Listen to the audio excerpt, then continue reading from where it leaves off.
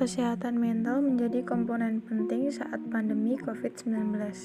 Pada Oktober lalu, tahun 2020, salah satu situs dokter spesialis jiwa memapar pembaca dengan beberapa pertanyaan tentang kesehatan jiwa.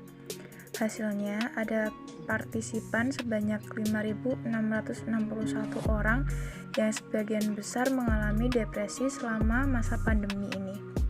Sebanyak 32% mengalami masalah psikologis dan 67,4% memiliki gejala cemas.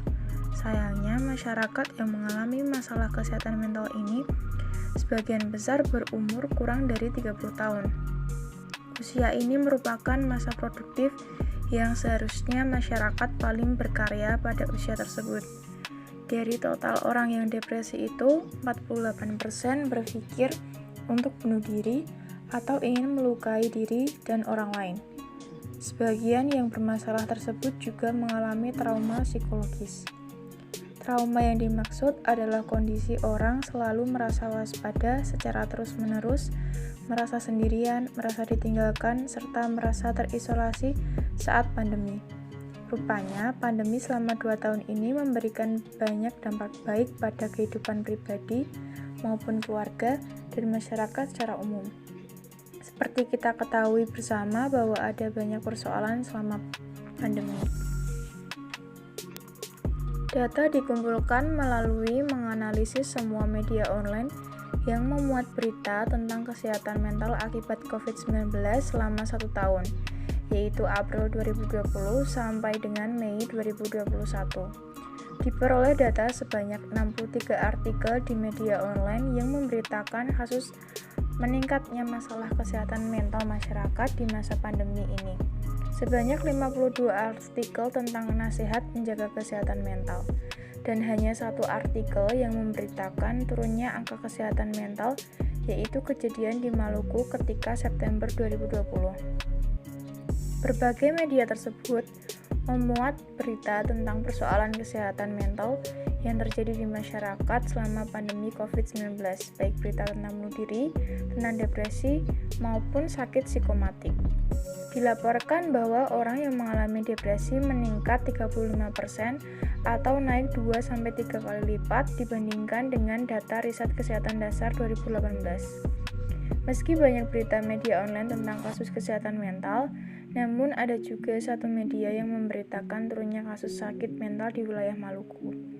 Media ini memberitakan bahwa menurut data dari RSKD Provinsi Maluku 2020, berkenaan dengan sakit mental, pada tahun 2019 ada 1.650 kasus menurun menjadi 9.379 kasus.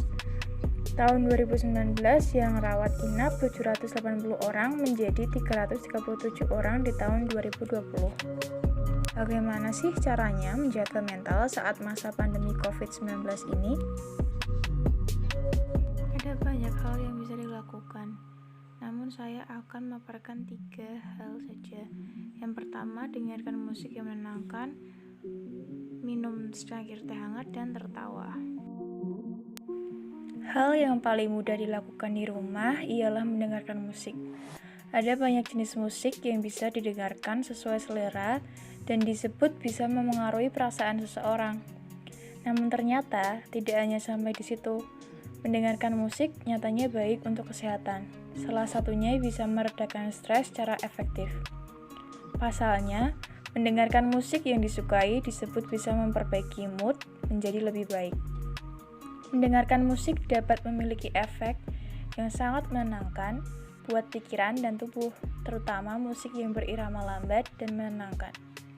Jenis musik seperti ini memiliki efek positif pada fungsi fisiologis yang bisa memperlambat denyut nadi dan detak jantung. Selain itu, musik juga menurunkan tekanan darah serta menyeimbangkan tingkat hormon stres. Hingga saat ini, teh masih menjadi salah satu pilihan minuman populer. Selain populer, teh juga kaya manfaat untuk kesehatan. Temuan dari para peneliti dari Universitas Peking menjelaskan jika minum secangkir teh telah terbukti meningkatkan kekuatan otak dan meningkatkan kinerja dalam tugas-tugas kreatif. Para peneliti melakukan eksperimen untuk melihat apakah minum teh dapat meningkatkan kemampuan kita untuk melakukan apa yang disebut pemikiran konvergen. Penelitian yang dilakukan oleh psikolog Lei Wang dari Peking University, Tiongkok, dan rekannya menunjukkan kebiasaan minum teh berpotensi mendatangkan manfaat kognitif serta manfaat kesehatan dengan umur yang lebih panjang. Siapa sih yang tidak pernah tertawa? Jika sobat perhatikan, banyak sekali manfaat tertawa yang baik bagi tubuh. Seseorang yang sering tertawa akan menularkan aura positif pada orang lain. Tapi ingat ya, jangan tertawa berlebihan, karena akan berbahaya jika berlebihan. Dengan tertawa, seseorang akan merasa bahagia karena dapat melepas bebannya. Manfaat tertawa bisa sobat rasakan efeknya pada wajah, tubuh, dan mental. Tertawa jelas mampu memperkuat sistem kekebalan tubuh seseorang, meningkatkan suasana hati, mengurangi rasa sakit, dan melindungimu dari efek stres yang merusak. Di sisi lain, tertawa juga dapat meringankan beban, membuat hubungan sobat dengan orang lain jadi lebih baik dan selalu fokus. Tertawa juga membantu sobat melepaskan amarah dan memaafkan lebih cepat.